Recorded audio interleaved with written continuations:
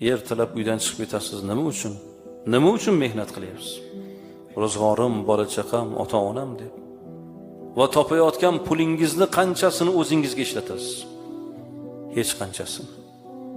Butun borlig'ingiz o'zingiz kiymasangiz ham o'g'lim, qizim yaxshi kiysin, birovdan kam bo'lmasin, tengqurlardan kam bo'lmasin deb ota usti yupun bo'lsa ham bolasini yaxshi kiyintirib qo'yadi. Men ishonaman-da, mana shu yerda o'tirgan akalar bor-ku, siz pul topayapsiz, lekin o'zingizga qancha sarf qilsangiz, sizdan ayolingiz o'ziga ko'p sarf qiladi, to'g'rimi? Sizdan ko'proq kiyimga pul sarf qiladi.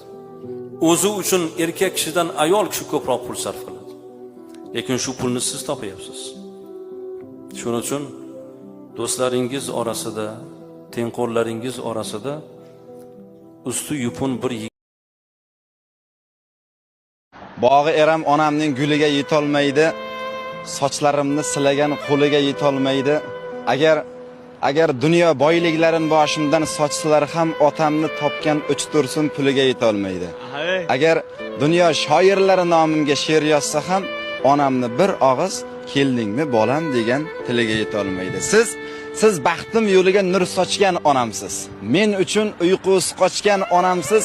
Siz asli bosiq, sokin ayolsiz, lekin meni desa tog'dan ham oshgan ayolsiz. Dunyoda hech narsadan qo'rqmagan, biroq farzandlarining baxtsizligidan qo'rqgan ayolsiz. Biroq men baxtli, baxtiyor inson, chunki meni baxtli qilib tuqqan onamsiz.